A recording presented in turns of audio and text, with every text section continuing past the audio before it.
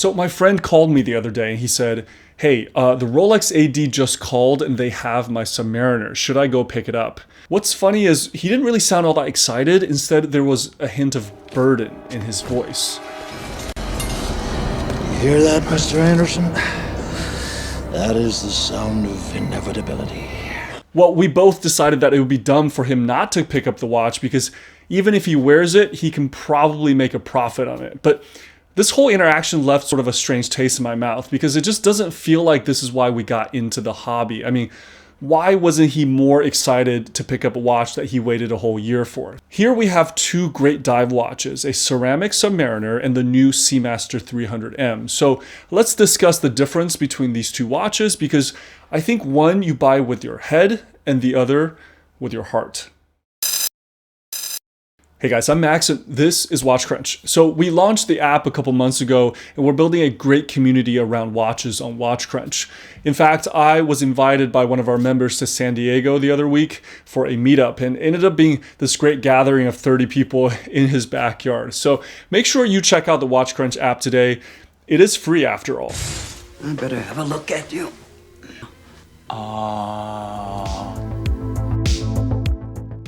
If imitation is the best form of flattery, then the sub is the definition of iconic. Every dive watch since the 50s has had to confront this big question, which is to homage or not to homage. We take these elements for granted, everything from the shape of the markers on the dial, to the hash marks on the bezel, the Mercedes and lollipop hands, to the oyster bracelet and the crown guards. It's hard to find a dive watch that hasn't sampled some of these greatest hits. The newest Submariner with their ceramic bezels are nearly indestructible. You can really feel the fit and finish in all the touch points. But being the popular kid has its drawbacks because if I see a guy wearing a sub in a restaurant, unless it's a vintage example, I'm not sure if he's a watch nerd or just some bro who had a big bonus check. What I appreciate about the Bond watch is that they're almost purposely built to look different. This would be the anti-Submariner. The hands are distinctly skeletonized. The bezel is scalloped, not all that practical for gripping. A helium escape valve adorns the left side of the case, and Omega's famous lyre lugs allows this 42mm watch to wear scarcely bigger than a 40. But there's risk here too, because when you deviate too far from the standard, you run the risk of looking goofy and strange. And to be frank, I've always found the Bond watches to be a bit over-designed. There was just so much going on. It was a little bit distracting if all you wanted to do was just tell the time. Luckily, this new 60th anniversary watch loses some of the garnish, like the red accents on the dial and the hands, and the blue used in the dial is darker and the wave pattern is more subtle, looking almost black at certain angles. And the bezel has this more symmetric engraving of the numbers and is aluminum as an homage to the vintage examples. And all of this adds up to a more cohesive, more professional feeling piece. Finally, Omega has substituted that non-tapering bracelet for a simple mesh that's the perfect balance between sporty and dressy. And as the mesh tapers, you notice that it actually gets thinner. I've never seen that on a mesh bracelet before. Guns. Lots of guns.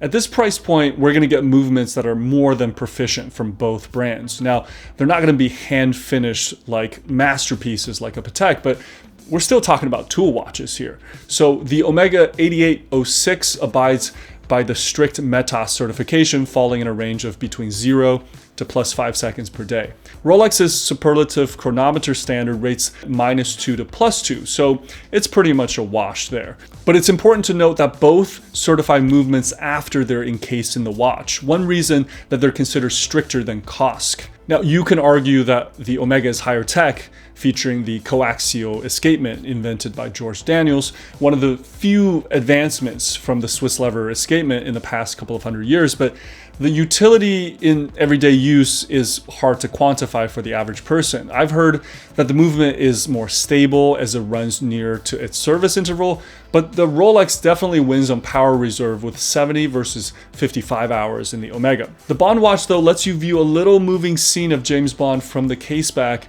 as the watch ticks. It's a little bit of a gimmick, and you'd have to sacrifice a half mil of case height, putting this at 14 to the Rolex's 12. Is it? Worth it? Well, that depends on what poster you had on your wall as a kid. Personally, I'd rather take the steel back and a skinnier watch.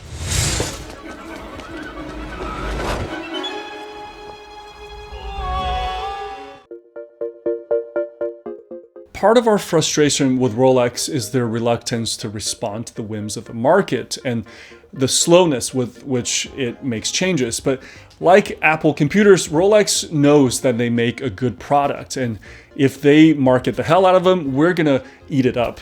And the market has spoken. If someone wants a Rolex on their wrist, nothing else will do. And that is brand equity slowly built over a century. But if you look at the numbers, Omega really is in a league of its own. If these were people, by the time Rolex was founded, Omega would have been retired on the porch with grandchildren running around.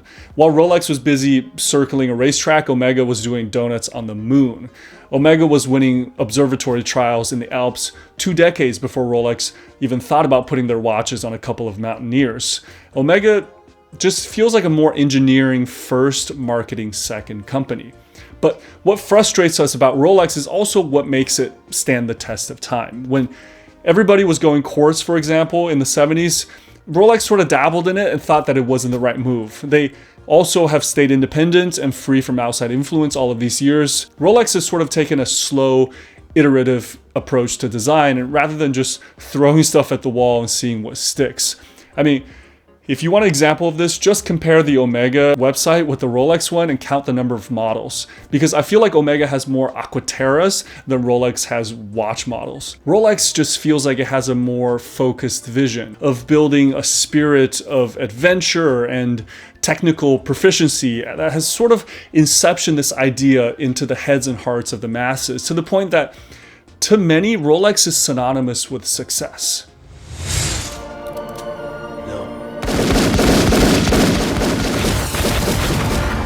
But let's face it, the biggest reason my friend didn't hang up on the Rolex AD was money. He collects a cool 30% simply by showing up and picking up the watch. And the opposite sort of happens with an Omega, unless we're talking about a Snoopy or something. In fact, I've talked to him recently and he said he's probably gonna enjoy the watch for a few months and then sell it on.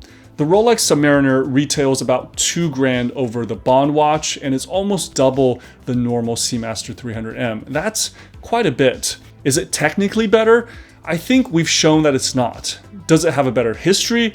That's arguable at best. Does it look better? Well, that's in the eye of the beholder. So why do you get a new sub? Well, because you want a really well-made, highly finished, classic, iconic watch. Or your head tells you that you like money and you don't like depreciation. But if you ask me, that's not why I buy watches. And I personally would take the hit with this Omega because it's a more interesting watch, it's more fun, and it's not only cheaper, but it's a watch I think you buy with your heart, not with your head. Guys, which of these would you choose with your hard-earned money? Let's discuss further on WatchCrunch. Go download the app today, and I'll see you on there. Take care.